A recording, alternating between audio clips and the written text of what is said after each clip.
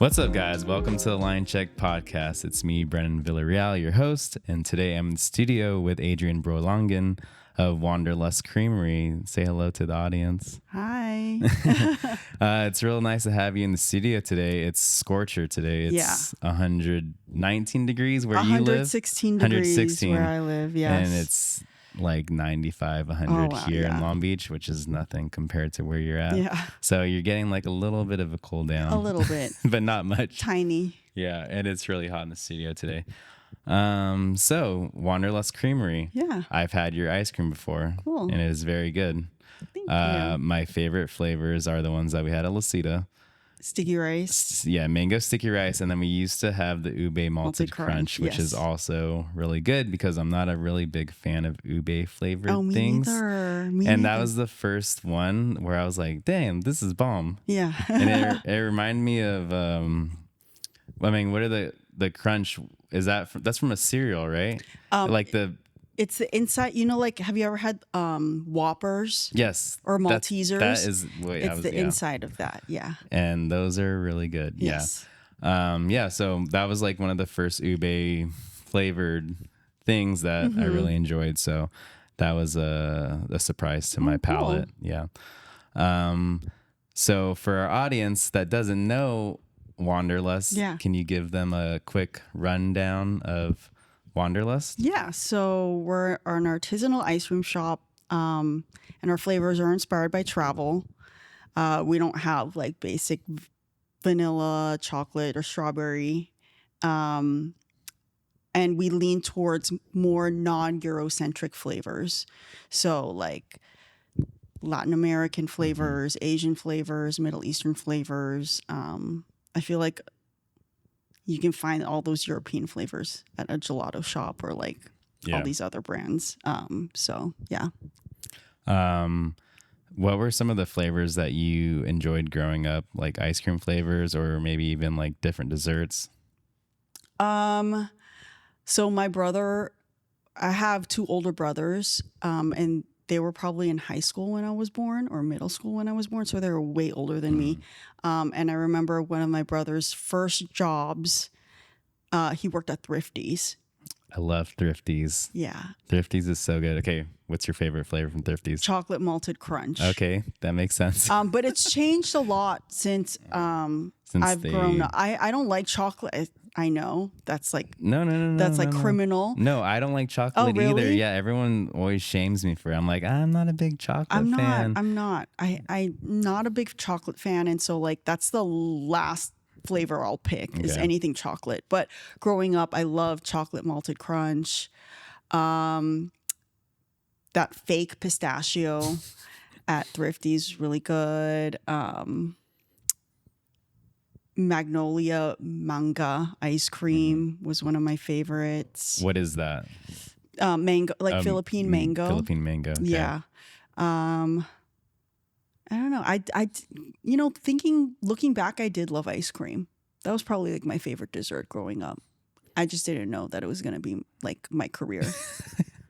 That's pretty cool because ice cream is also my favorite dessert. I can eat ice cream all the time.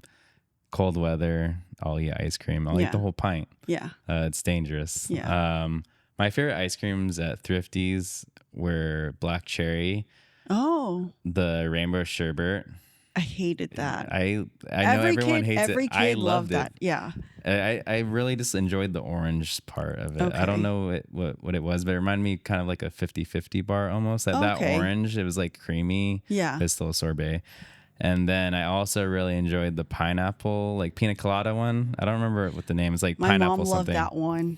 And it had the weird fake coconut in it. Yeah. It's like, my this mom doesn't loved really that one. taste like coconut. Yeah. So how much like ice cream? Because your grandfather is the owner of Magnolia Ice Cream. Well, he was the flavor chemist for Magnolia ice cream.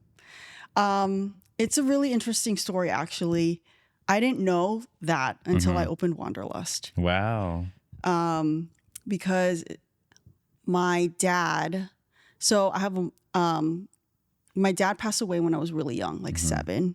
And when he was alive, he didn't live with us. my mom's like, oh, you know, me and your dad are divorced, but then he comes visit you every once in a while.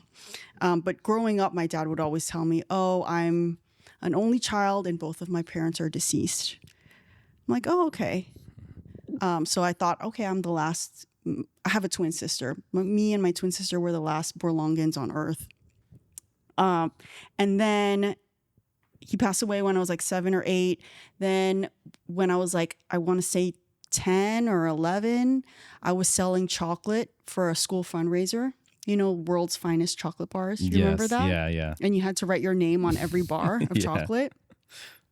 My mom sold a whole box to some family friend. And then that family friend brought it to her office. And then someone at the office recognized my last name on the bar of chocolate. And she tracked me down, came knocking on our door, and she's like, I'm your aunt. Wow. We're like, what? Really? And she's like, yeah, I'm your aunt, and I live with your grandma like literally 15 minutes away. And so I met my aunt and my grandma, and I found out my dad lied to me, and he was one of 6 siblings. And my grandma told me that they all, like her and my grandfather, worked for a food manufacturing company, San Miguel. Mm-hmm. I'm like, oh, beer company. They're like, yeah, but we worked at a dairy plant. I'm like, okay.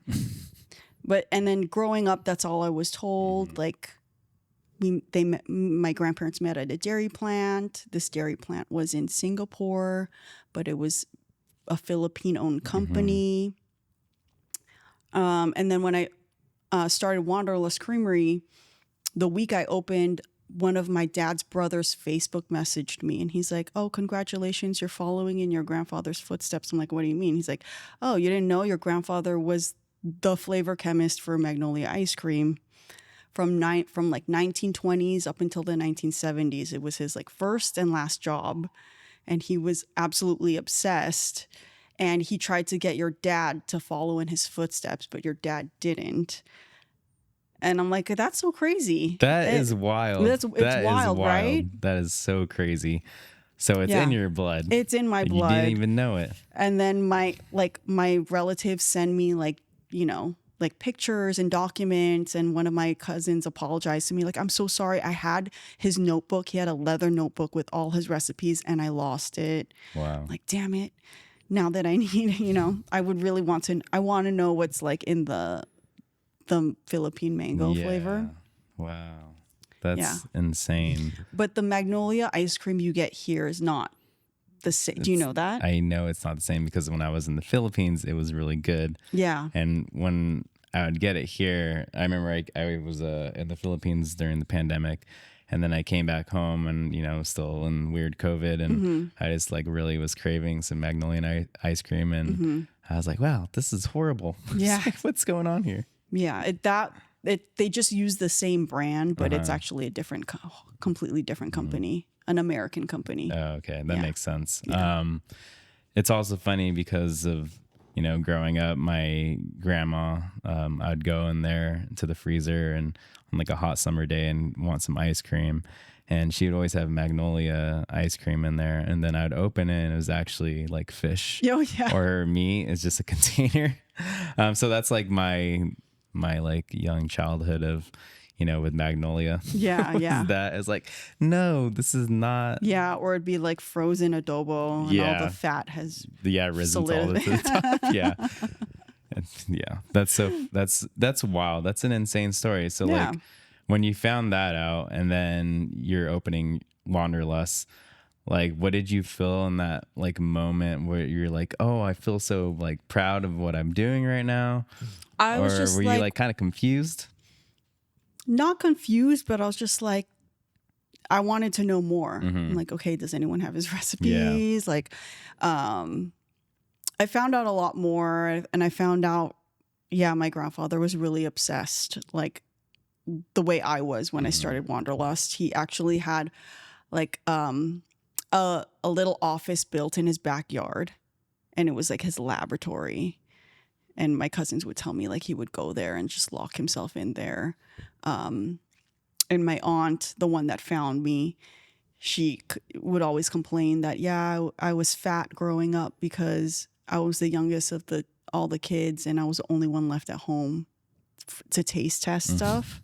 And he would make me taste test stuff, and she blames her like childhood weight on that. But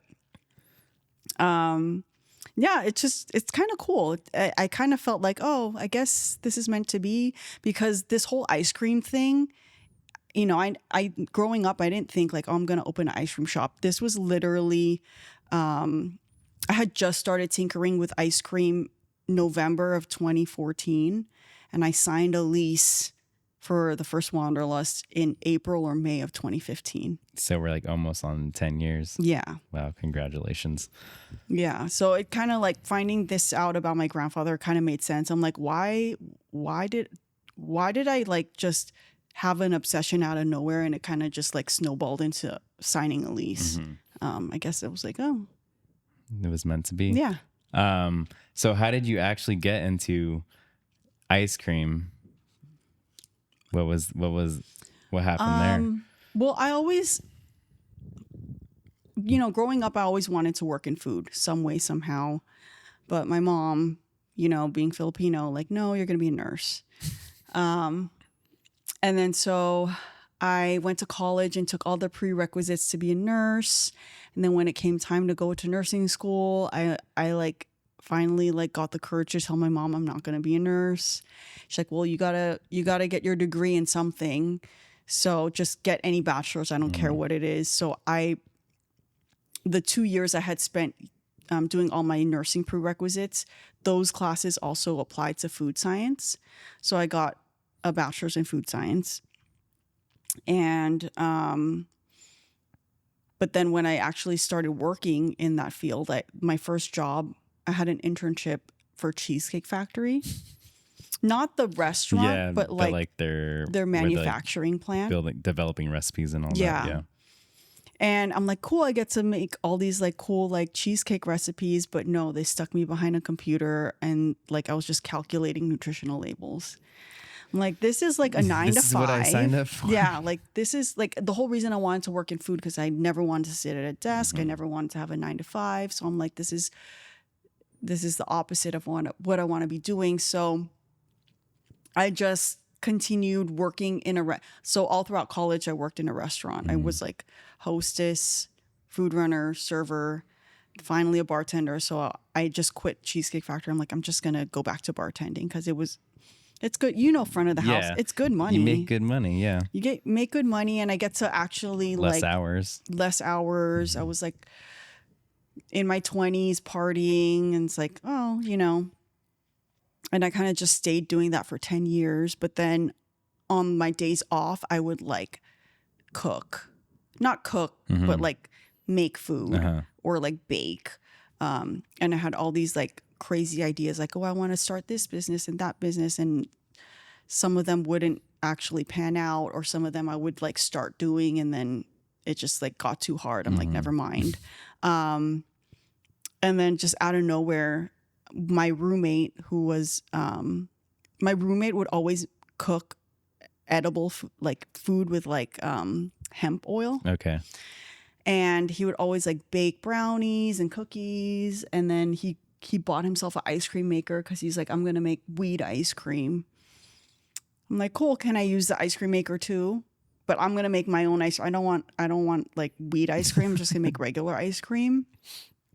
And he's like, yeah, sure. And then I was just tinkering at home making ice cream. And then at the same time, like there was this like wave of artisanal ice cream, like Salt brands, and Straw. Salt and Straw opened their first location on Larchmont. Jenny's opened their first location. And I was like, oh, like, cool. I want to check, like, I want to see what like all the rave is about. And I got it, you know, it's like better quality ice cream, like low overrun, which is like the amount of air that gets whipped in.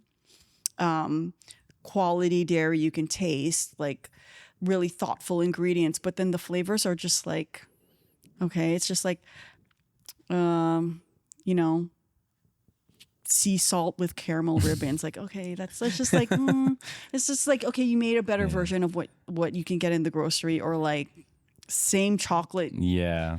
Honestly, Same, I'm not a big fan of salt and straw. oh, okay. I know. But it's just like the same like Eurocentric type It's flavors very you could Eurocentric, get. yeah. And then I was bartending at this place called Hyde, the nightclub Okay, I don't know on that, Sunset. but Yeah, it's like, well, I don't really go over there. Oh, okay. Yeah. Not my scene, but good money, Yeah. you know?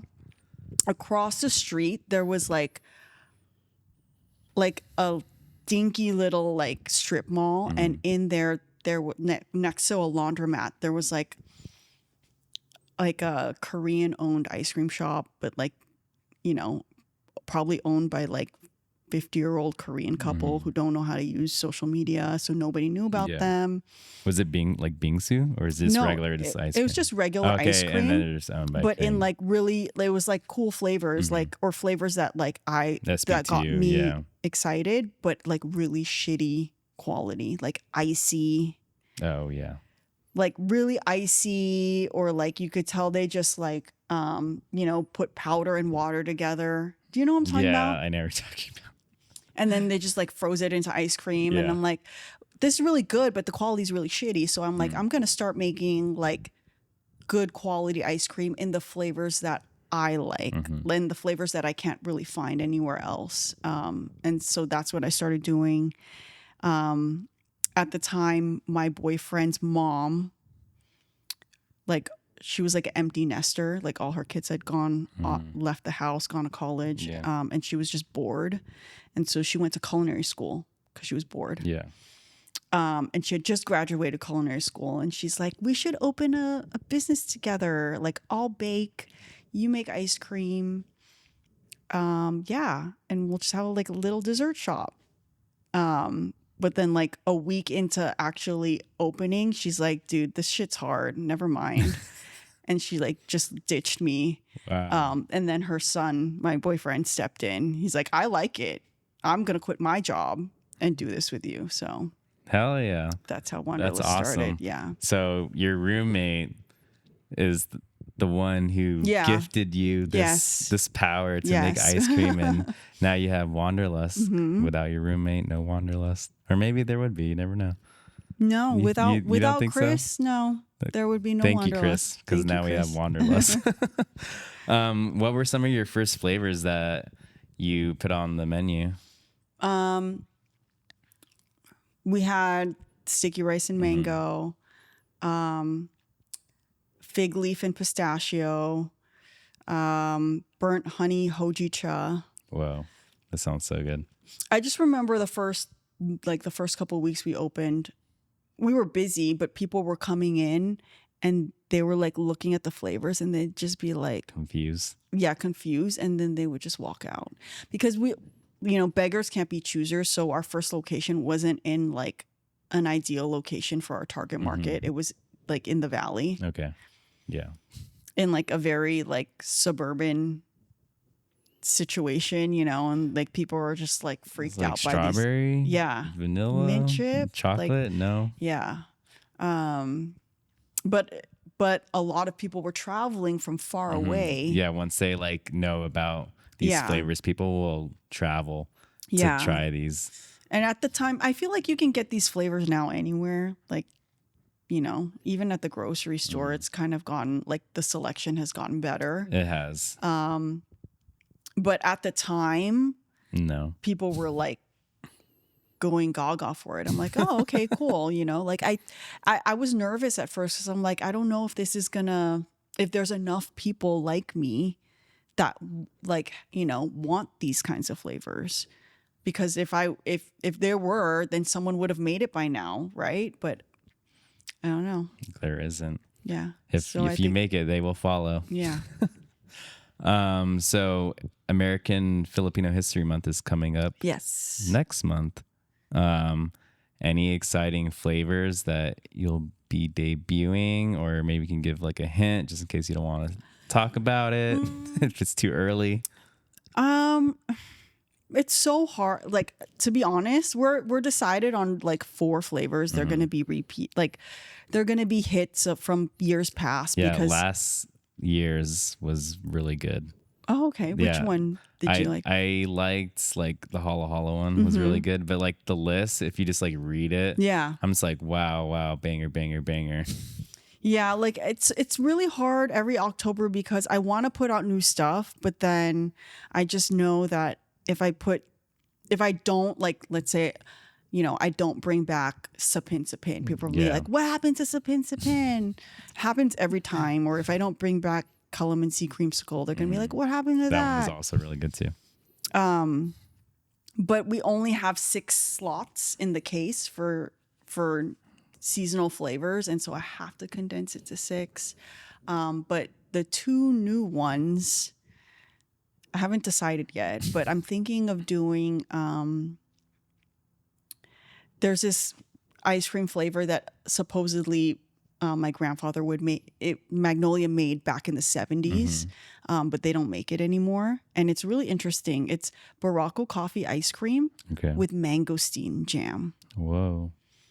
And I wonder how that, I'm like, mangosteen jam. Have you ever had mangosteen? I have had mangosteen. I have not had the jam version of it though.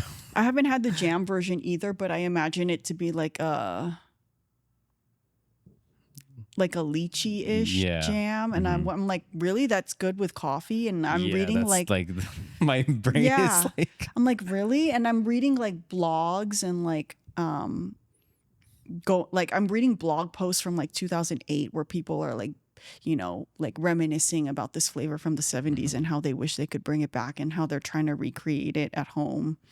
And it just makes me so interested. And then I started researching, like, do you follow like blogs on like Reddit? No, like flavor compatibility? Oh, like the Flavor Matrix Bible, stuff like that. Yeah. Like how do you know the science behind that? I do not know the science, but I'd love to learn about it. Okay, so like a flavor is made up of taste and aroma, which is like smell. Every aroma is made up of like several aromatic compounds. And these aromatic compounds are like rings. They're ring-shaped molecules, a ring of carbons. And every aromatic compound has a different name. So if like lemon and green tea they each have their own unique aromatic compounds, but the more aromatic compounds these 2 flavors have together in common, the more compatible they'll be. Got it. Kind of like traits in people, I guess, or like horoscopes for flavors. Yeah.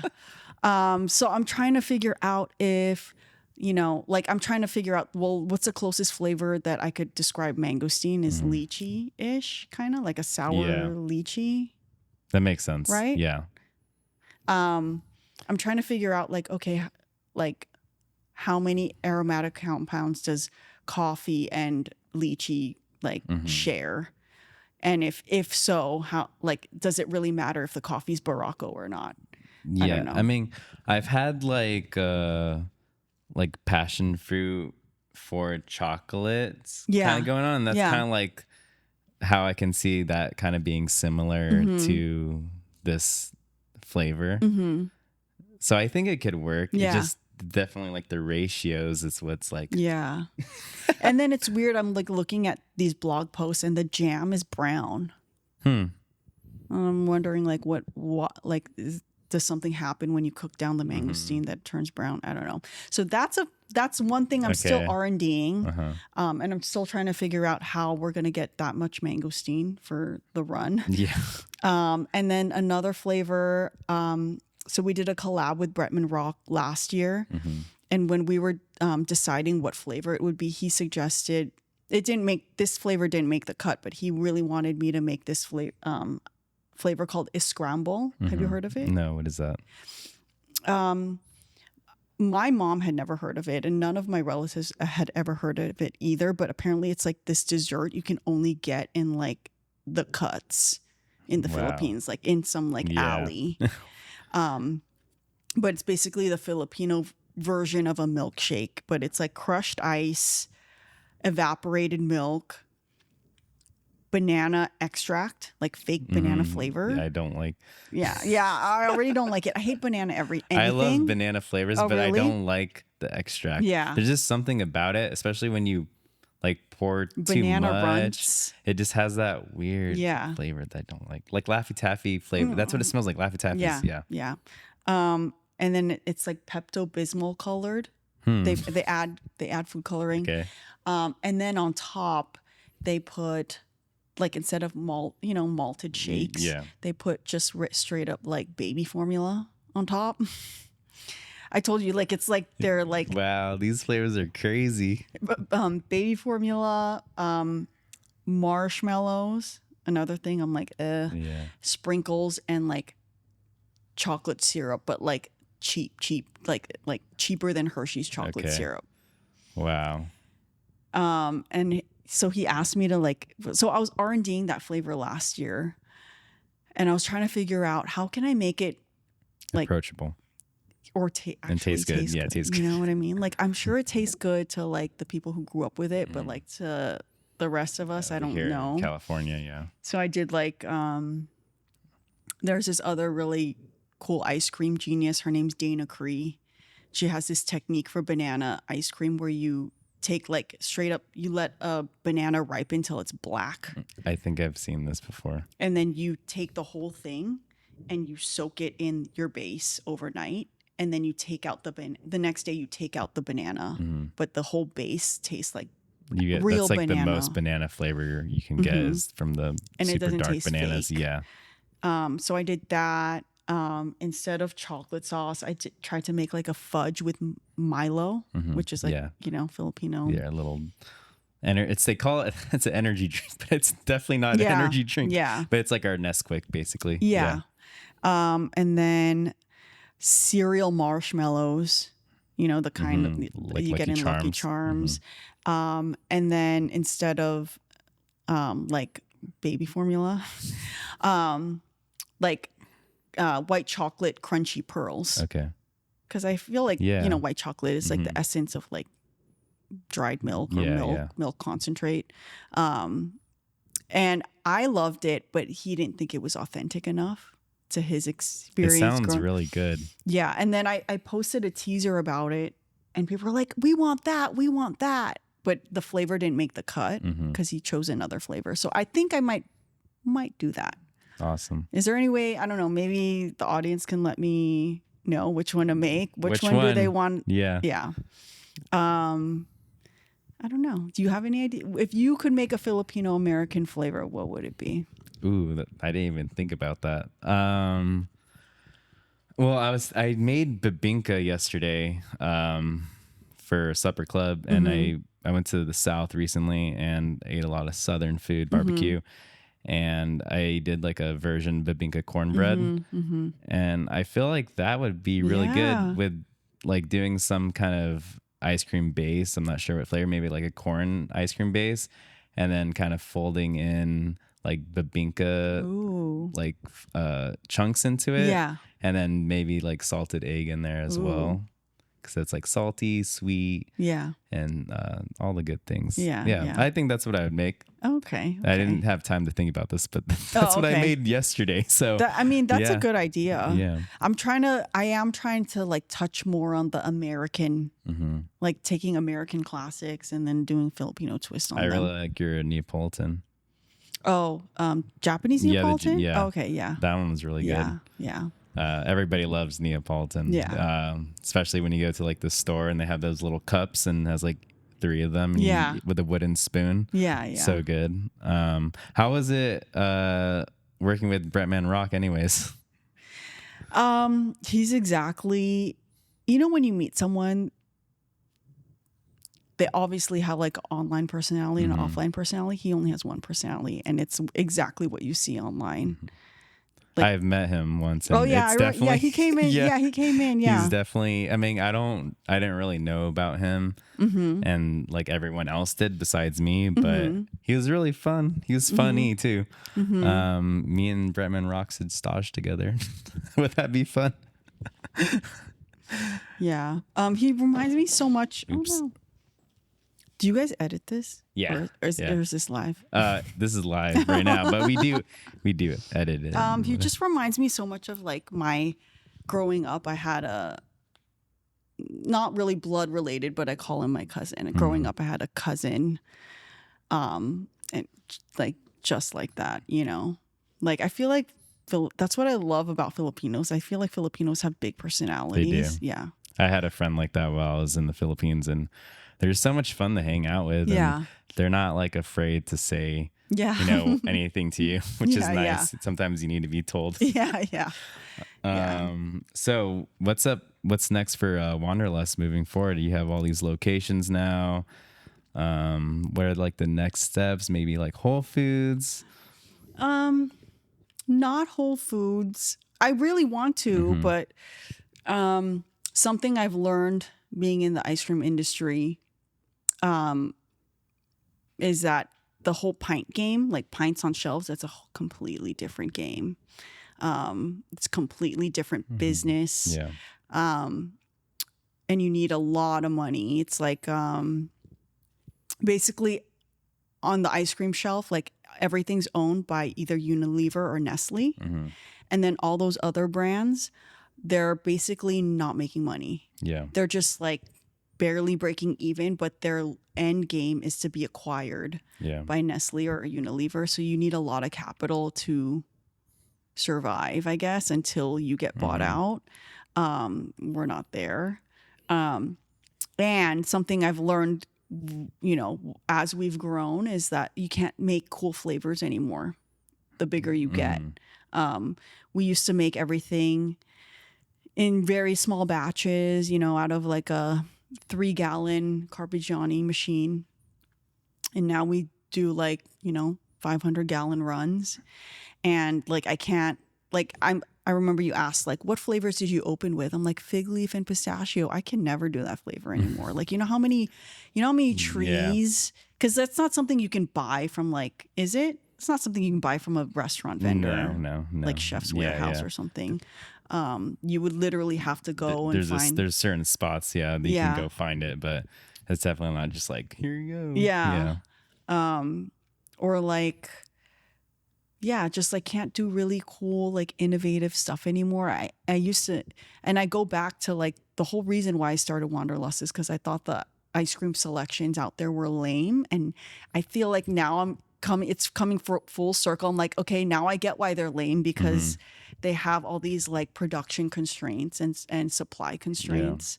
So that's my next thing for Wanderlust is like, how do I innovate at this size? And it's making me think maybe I should stay at this size and not grow, because it's going to really limit like the cool things we can do. Yeah. Well, I really love what you're doing, and I'm a big fan of your ice cream. So thank you. Thank you. And it's just amazing, like your whole ethos, you know, behind why you started and, you know, moving forward. And I just like not selling out, you know what I mean? Yeah. That's really important. And, you know, I think we're good where we are. Good. Like it's more than I ever thought it would be. Like I'm fine. If we do expand, that's cool too. But I really like my priority is making sure we can still do cool things. That's awesome. Cool things all the time. Yeah. Always. Anyways, as we wrap up this podcast, we're going to be giving away a signed copy of your new book that you just released. And we'll be dropping the info on that soon. But that's all the time we have today. Thank you so much for being on the podcast. Thank you. Hope many great things come from this and more flavors, and can't wait to see what you drop next month. You guys should let me know which of those 2 flavors I mentioned I should make. Okay. Sounds great. Everybody, make sure you vote when I drop some kind of real Instagram thing. You know what it is. We'll catch you guys next time. That's Linecheck. We'll see you later. Bye.